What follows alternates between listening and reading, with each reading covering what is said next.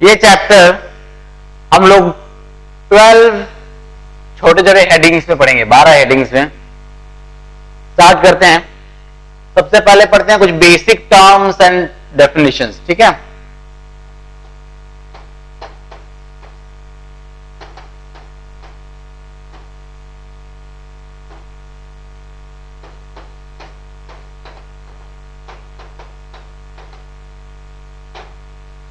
सम basic terms. इस chapter में सबसे पहले एक टर्म आएगा experiment. First term experiment.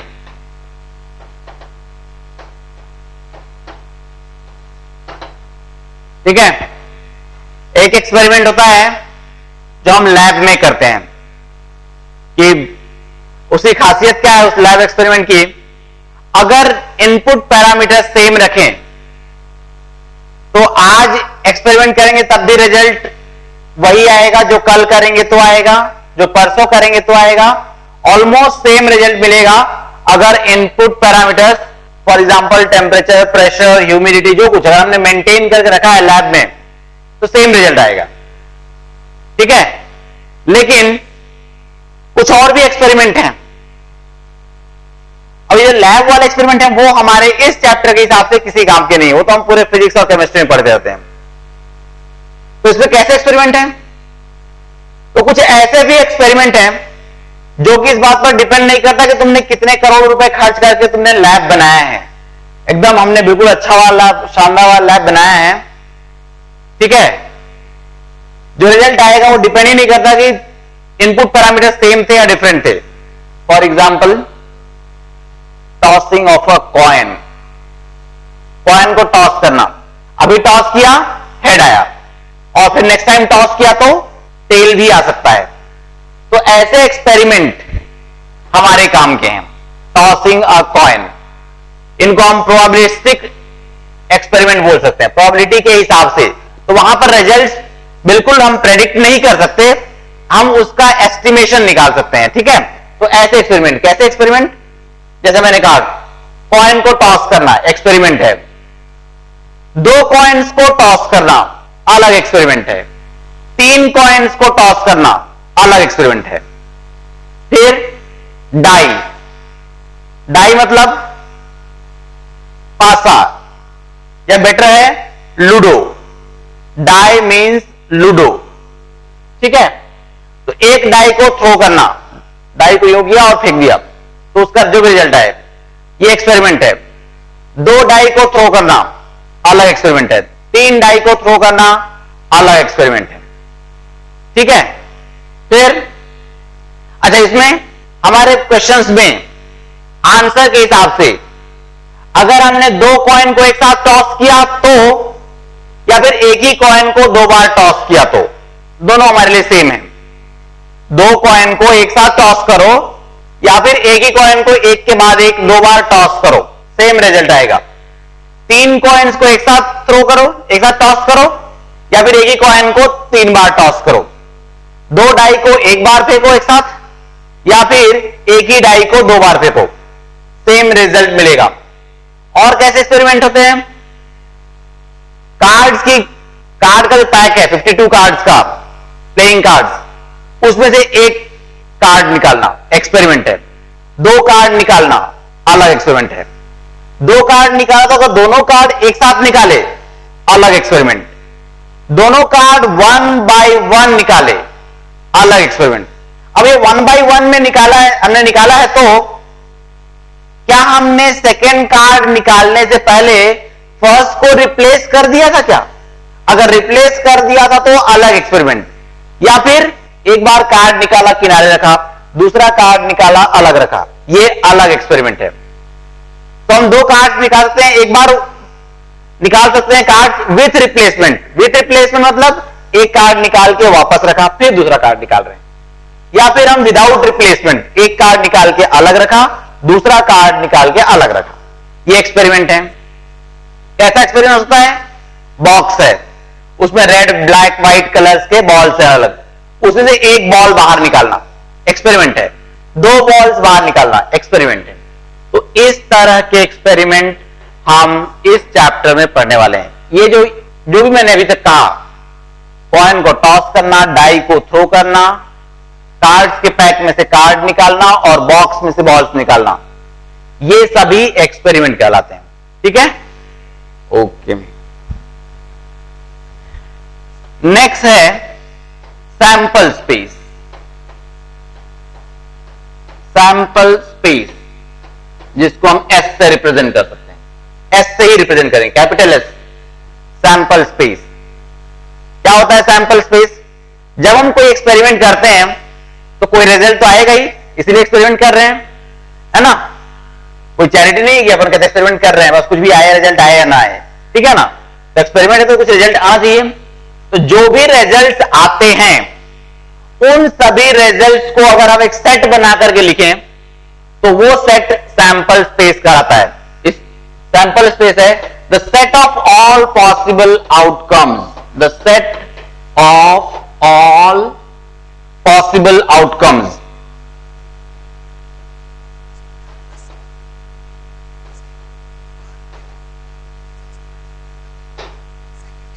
Set of all possible outcomes, वो सैंपल स्पेस कहलाता है। हम कुछ एक्सपेरिमेंट्स के लिए सैंपल स्पेस लिखने की प्रैक्टिस करेंगे। तो एग्जांपल्स के लिए देखो, फर्स्ट एक्सपेरिमेंट, ये EX फॉर एक्सपेरिमेंट। एक्सपेरिमेंट है tossing a coin once. Coin को एक बार टॉस किया हमने, क्या क्या रिजल्ट्स पॉसिबल हैं उसको हम सेट बना करके सैंपल स्पेस एस बना कर लिखेंगे। क्या पॉसिबल है? हेड आ सकता है, टेल आ सकता है, हेड और टेल। अब यहां पर एक बात और है, दो वर्ड्स आएंगे हमारे साथ, वो है फेयर कॉइन। बुक्स में क्वेश्चन में लिखा हुआ मिलेगा फेयर कॉइन। फेयर कॉइन का मतलब क्या है? कॉम्प्लेक्शन नहीं, ऐसा नहीं कि कहते फेयर और डार्क कॉम्प्लेक्शन है कॉइन का, ऐसा कुछ नहीं है। फेयर कॉइन का मतलब है नॉर्मल कॉइन जो हम देखते हैं, क्या होता है उसमें एक हेड होता है, एक टेल होता है। तो नॉर्मल कॉइन की बात कर रहे हैं हम। हमारे साथ वो वैसा वाला कॉइन नहीं है जो जय के पास था, दोनों साइड हेड, ठीक है, शोले वाले जय के पास वो वाला कॉइन नहीं है, नॉर्मल कॉइन, एक हेड और एक टेल, ठीक है। तो हेड आ सकता है, टेल आ सकता है, ये पॉसिबल आउटकम्स हैं, ये सैंपल स्पेस। दूसरा एक्सपेरिमेंट है tossing of two coins, tossing two coins. हम टू कॉइन्स टॉस कर रहे हैं, या यूं कहो एक कॉइन को दो बार टॉस कर रहे हैं तो भी सेम रिजल्ट्स आएंगे। तो क्या आएगा देखो, टॉसिंग ऑफ टू कॉइन्स। एक बार आ सकता है हेड एंड हेड, एक दोनों कॉइन में हेड हेड। दूसरी बार क्या सकता है एक में हेड दूसरे में टेल, ये पॉसिबिलिटी है। या फिर पहले में टेल, पहले कॉइन में टेल और दूसरे में हेड, या फिर दोनों में टेल, ये पॉसिबिलिटी है, ठीक है। Head head, head tail, tail head. देखो क्या करते हैं, पहले दो हेड्स, फिर हेड को कम किया, एक हेड एंड एक टेल, इनको अरेंज किया, then no head and two tails, ठीक है। और तीसरा एक और एक्सपेरिमेंट लेते हैं। एक्सपेरिमेंट है टॉसिंग ऑफ थ्री कॉइन और टॉसिंग अ कॉइन थ्राइस, एक ही बात है, टॉसिंग अ कॉइन थ्राइस। क्या होगा सैंपल स्पेस? एक पॉसिबिलिटी है three heads, head head head. हमारे दिमाग में तुरंत आता है, जैसे हेड हेड हेड बोलते हैं हमारे दिमाग में आता है टेल टेल टेल, बिल्कुल सही है। लेकिन हम तुरंत तीनों हेड से तीनों टेल पे जंप नहीं करेंगे। अगर उस तरह से करेंगे तो हम कुछ ना कुछ मिस कर सकते हैं। एक किनारे से स्टार्ट करो, तीनों हेड, नेक्स्ट टाइम क्या करें, two heads and one tail, so head head and tail, ये एक आउटकम है। देखो ये तीनों मिलकर के एक रिजल्ट बन रहा है, एक आउटकम है, ये तीनों मिलकर के एक आउटकम है। और क्या पॉसिबिलिटी है? अब देखो, हम तुरंत देखो इसको हम अरेंज कर सकते हैं यहां पर, और एक बार हमको बताओ कितने तरीके से हम अरेंज करते हैं? 2h and 1t, total 3 letters है तो 3 फैक्टोरियल, लेकिन उसमें से 2 heads HH identical objects upon 2 factorial 6/2 3 ways में, तो इनके 3 अरेंजमेंट बनेंगे। कौन कौन से? इस टेल को खिसकाते जाओ उधर, HTH THH, और कुछ नहीं बना पाएंगे ये 3। अब क्या करें? अब हेड को और कम करो, 2 हेड थे अब 1 हेड करो, 1 head and 2 tails।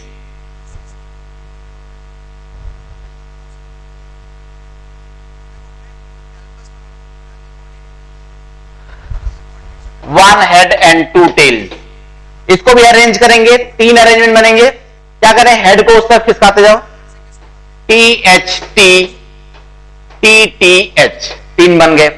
अब क्या पॉसिबिलिटी है? हेड को और कम करो, 0 करो, तीनों टेल जाएंगे, टेल टेल टेल, ये पॉसिबल आउटकम। ये आउटकम्स हमें, ये जो हमने सैंपल स्पेस लिखे हैं, ये तो ध्यान ही होना चाहिए, तुरंत क्वेश्चन आए डायरेक्ट समझना चाहिए, हाँ भाई 3 बार टॉस किया था ऐसा कुछ बना था। एक बात, खास बात ध्यान देने वाली है यहां पर, number of elements in S. इस एस में कितने एलिमेंट्स हैं? इनको एलिमेंट बोलते हैं, HT 2 एलिमेंट्स। यहां पर number of elements in S कितने हैं? 4, दैट इज 2 का स्क्वायर। यहां पर नंबर ऑफ एलिमेंट्स 2 का क्यूब 8 है। तो अगर एक बार टॉस किया तो 2 एलिमेंट्स 2 आउटकम्स, 2 बार टॉस किया 2 का स्क्वायर आउटकम्स, 3 बार टॉस किया तो 2 का क्यूब आउटकम्स। इतने आउटकम्स पॉसिबल हैं। और कुछ एग्जांपल लिखते हैं। एक्सपेरिमेंट है, throwing a die once, throwing a die once। Die को, लूडो को एक बार थ्रो कर रहे हैं, क्या आएगा सैंपल स्पेस? क्या क्या रिजल्ट पॉसिबल है? 1 2 3 4 5 6, 5 and 6। एक और एक्सपेरिमेंट लिखते हैं।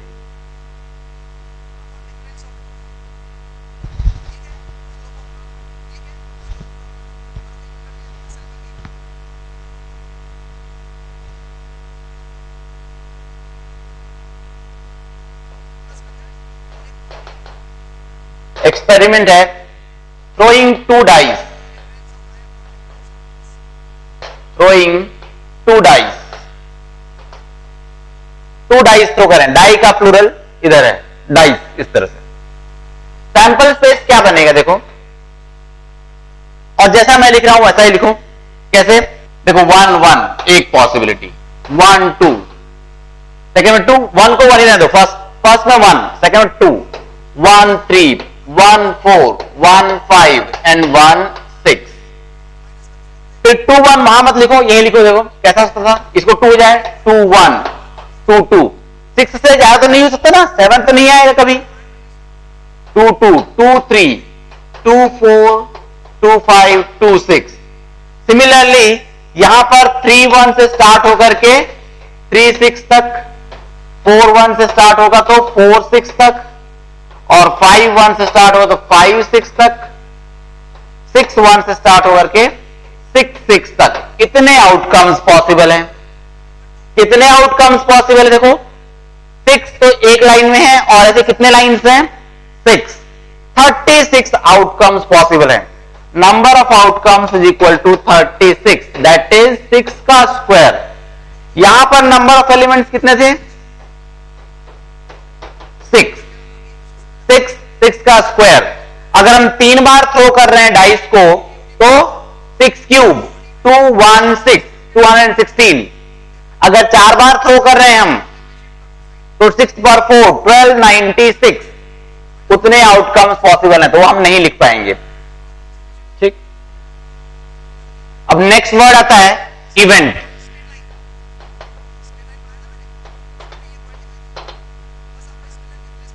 इवेंट किसे बोलते हैं?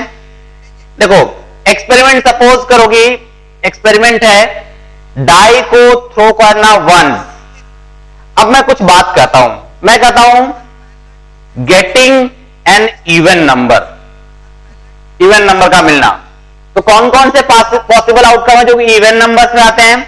2, 4 एंड 6। अगर मैं इसे अलग से सेट बना के लिखूं 2, 4, 6, मैं बात कर रहा हूं suppose this getting an even number.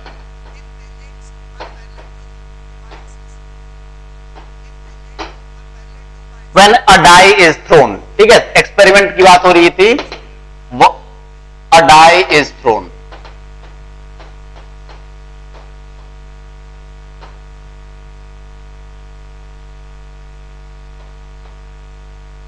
Sample space मालूम है, वन डाई को थ्रो करें तो 1, 2, 3, 4, 5, 6।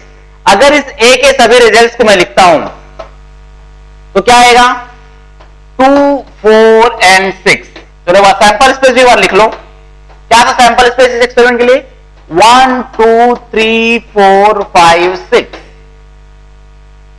एक बात देखो समझ आ रहा है, ये A, this A is a subset of S, this A is a subset of S, मतलब ए में जो भी रिजल्ट है वो एस में प्रेजेंट है।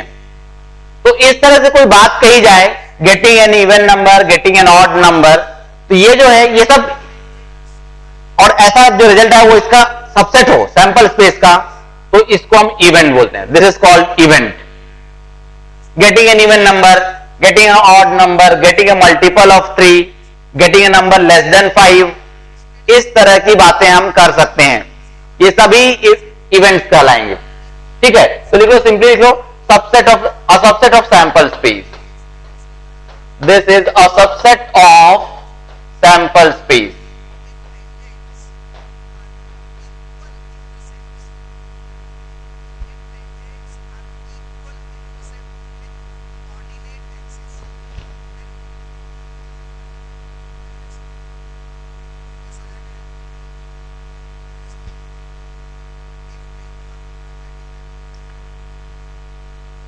अब कुछ इवेंट्स के टाइप कह सकते हैं, जैसे एलिमेंट्री इवेंट। किसको बोलते हैं? Elementary event.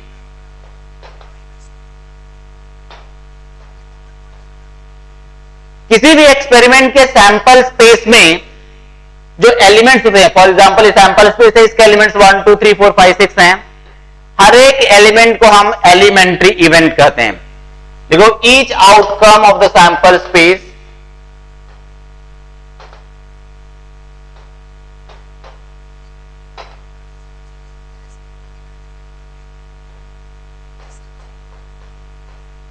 is called elementary event, each outcome of the sample space। ठीक है, नेक्स्ट है compound event.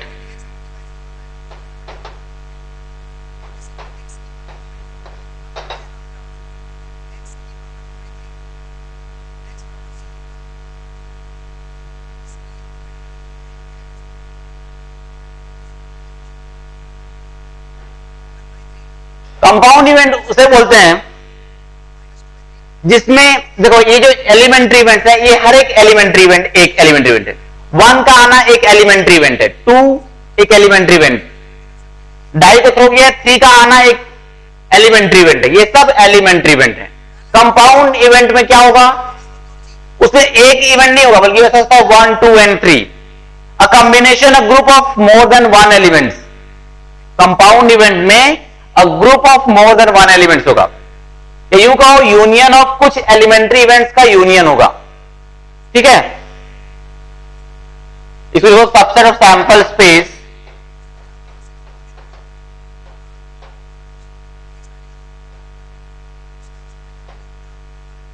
Sample space consisting of many elementary events, many elementary outcomes, elementary outcomes। Example के तौर पर सपोज एक्सपेरिमेंट है, एक्सपेरिमेंट है, example तो यहां लिखा हुआ है, देखो ये एक compound event, getting an even number 2 4 6, देखो 2 4 6 मोर देन वन एलिमेंट से मिलकर बना, ये कंपाउंड इवेंट है। गेटिंग एन ऑड नंबर, अगर ऑड नंबर की बात करो कौन आएगा, 1 3 एंड 5, वही एलिमेंट्स लेंगे जो सैंपल स्पेस में है। Many elementary outcomes of the sample space, of the sample space, जो सैंपल स्पेस में है वही लेने हैं। गेटिंग अ प्राइम नंबर, कौन कौन से प्राइम नंबर, 1 नहीं है prime number, only 2 3 and 5, 2 is a prime number, 2 only even prime number है, तो 2 3 5, ठीक है। तो सपोज मान लो मैंने इवेंट क्या दिया B, getting a prime number,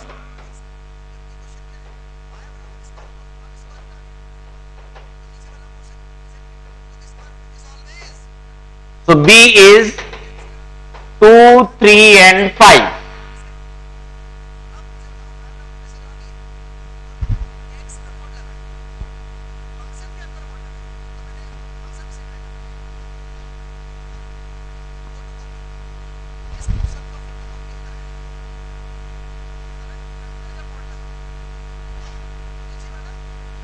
next है complementary event.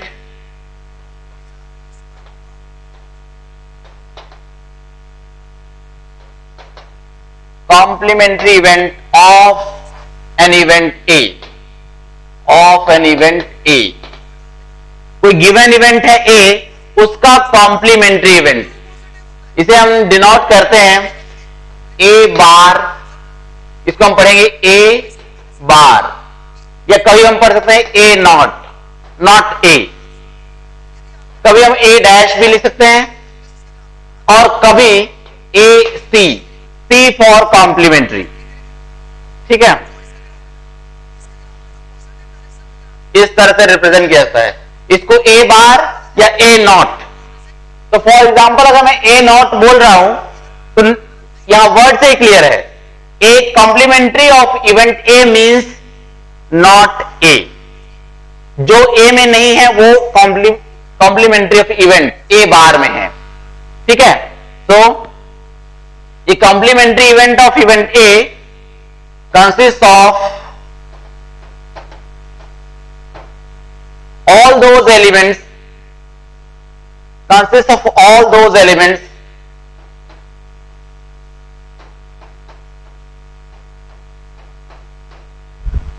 which are not in A, which are not in A but which are present in S, which are in S।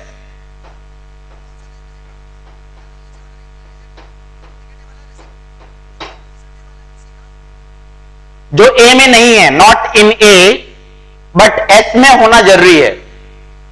फिर से रिपीट करता हूं, जैसे मैंने कहा एक्सपेरिमेंट था हमारा die, throwing a die once, throwing a die once,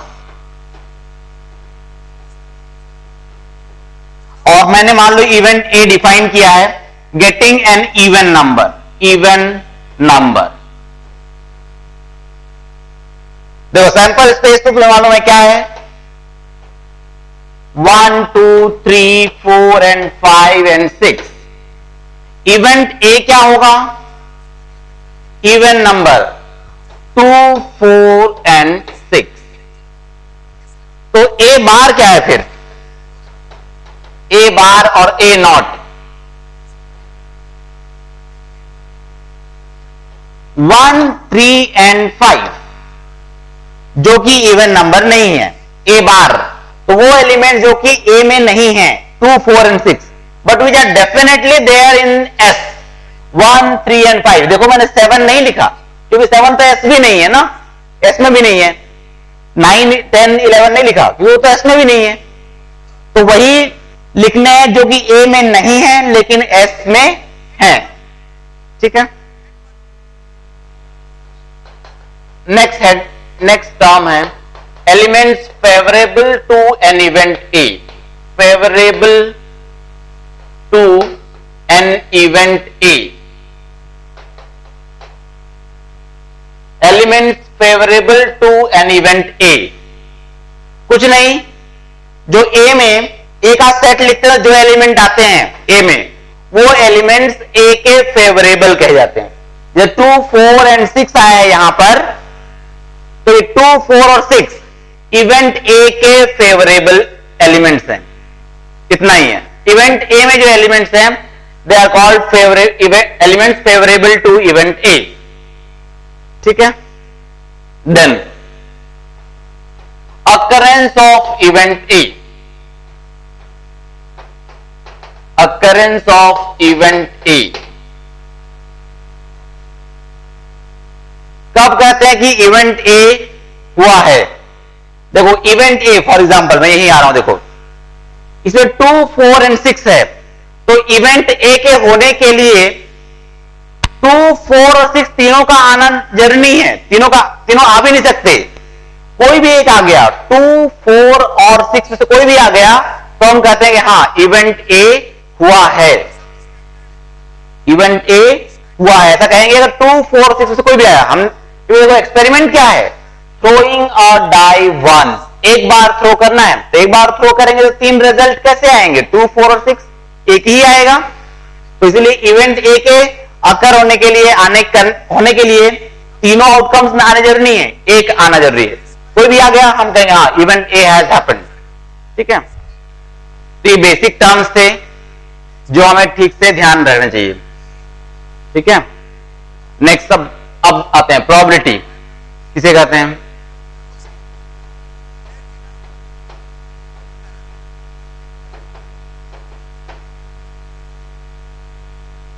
probability किसी इवेंट की होती है, प्रोबेबिलिटी ऑफ एन इवेंट ए, किसी इवेंट की प्रोबेबिलिटी होती है। कि सैंपल स्पेस किसी एक्सपेरिमेंट इसकी नहीं होती है, इवेंट की। इवेंट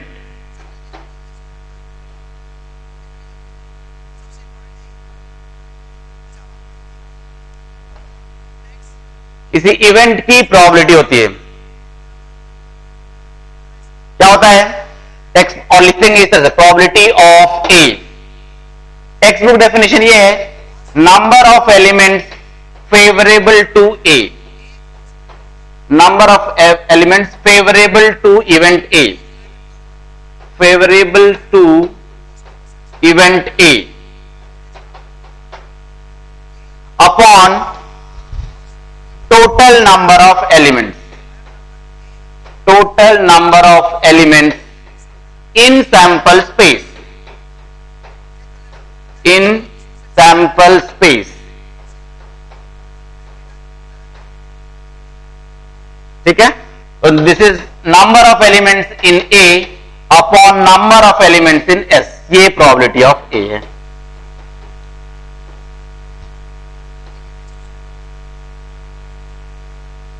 और इसकी एक और डेफिनेशन है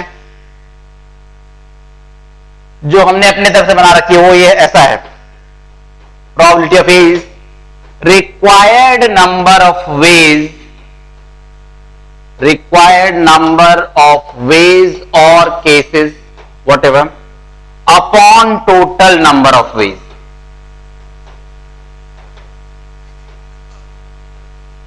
पीएनसी में कितना ही पढ़ा है ना, in how many ways can this be done, वो उसी तरह से required number of ways upon total number of veg.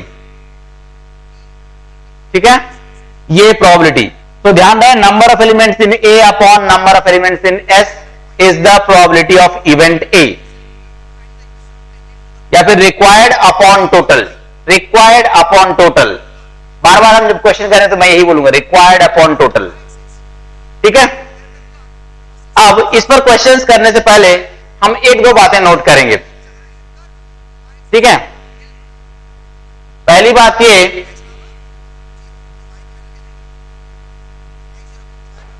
कि प्रोबेबिलिटी 0 से 1 के बीच होती है। This probability lies between 0 and 1।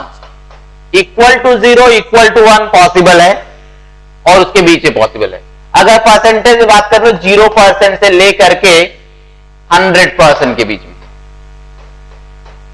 ठीक है। Probability lies between 0% and 100%। तो कोई ये कहे कल कि मैं जो बात कर रहा हूं वो बात 101% सच है, समझना एक नंबर का झूठा है। अरे सच है ठीक है यार, 100% सच हो गया तो फिर सच है, उससे ज्यादा क्या होगा, ठीक है ना। तो इसीलिए प्रोबेबिलिटी हमारे केस में केवल 100%, ठीक है, कि ऊपर वाले से फील लगा क्या है कि 100% सच नहीं और उसमें थोड़ा और ज्यादा है, सच से भी ज्यादा कुछ है, ठीक है। एक बात। दूसरी बात, probability of A plus probability of A bar is equal to 1। A और ए बार दोनों की प्रोबेबिलिटी का सम इक्वल टू 1। कैसे? ये क्या कर रहा है, प्रोबेबिलिटी ऑफ ए, किसी इवेंट ए के होने की प्रोबेबिलिटी, होने के चांस, और ये कह रहा है इवेंट ए के नहीं होने के चांस, नहीं होने की प्रोबेबिलिटी। ये इवेंट ए के होने की प्रोबेबिलिटी, ये इवेंट ए के नहीं होने की प्रोबेबिलिटी कितना होगा, 100%, पूरा 1 होगा। या तो इवेंट हुआ है या नहीं हुआ है, दोनों से एक बात तो होगी, या तो रोड पर एक्सीडेंट हुआ है या नहीं हुआ है, ठीक है। तो इसीलिए दोनों की प्रोबेबिलिटी मिला करके 1 तो होगी ही। इसको हम लिख लेंगे probability of A bar is equal to 1 minus probability of A. ये प्रोबेबिलिटी ऑफ ए बार का फॉर्मूला ही बन जाएगा। एक टर्म आएगा, उस टर्म का सीधा मीनिंग यही होगा, उसका वो है odds in favour of A, odds in favour of event A, odds in favour of event A. इसका सीधा मतलब होगा probability of A upon probability of A bar. Odds in favour of A, जहां पर भी क्वेश्चन में दिखाई देगा हम लिखेंगे probability of A upon probability of A bar. और कहीं पर ऐसा टर्म मिला हमें, odds against A, odds against event A. इसका मतलब होगा probability of A bar upon probability of A, ठीक है। और कुछ नोट करके लिखते हैं। अगर कभी इवेंट ए पूरे सैंपल स्पेस के बराबर हो गया, या यूं कहो सैंपल स्पेस की प्रोबेबिलिटी निकालनी है, प्रोबेबिलिटी ऑफ एस, तो ये 1 होगा। कैसे होगा 1? क्योंकि probability of A is equal to number of elements in A upon number of elements in S. मैंने कहा probability of A is equal number of elements in A upon number of elements in S. तो मैं probability of S कह रहा हूं तो क्या होगा, ए की जगह पर एस आएगा, number of elements in S upon number of elements in S is equal to 1। और अगर प्रोबेबिलिटी ऑफ फाइव, कोई इवेंट है जिसमें कोई एलिमेंट ही नहीं है, प्रोबेबिलिटी ऑफ फाइव मतलब नल सेट, इसकी प्रोबेबिलिटी होगी 0। क्यों होगी? Number of elements in 5, probability of 5 is equal to number of elements in 5 upon number of elements in S. तो 0 बाय नंबर ऑफ एलिमेंट्स, कुछ भी होगा number of elements S, again 0। और last point, एक point और लिख लेते हैं। ऐसी सिचुएशन होगी जब प्रोबेबिलिटी इक्वल टू 1 है, if probability of A is equal to 1 है, तो हम कहते हैं ए को कहते हैं certain event, A is called certain event. ये तो होगा ही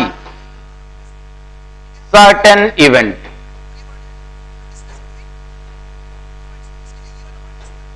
कह सकते हैं टाइप है certain event. For example getting a natural number less than 7। अगर डाई को एक बार थ्रो किया जाए और इवेंट है getting a natural number less than 7, 7 से कम कौन सा नेचुरल नंबर है? 1 2 3 4 5 6। बिल्कुल ऑब्वियस है कि होगा ही, कोई ना कोई तो आएगा ही। और अगर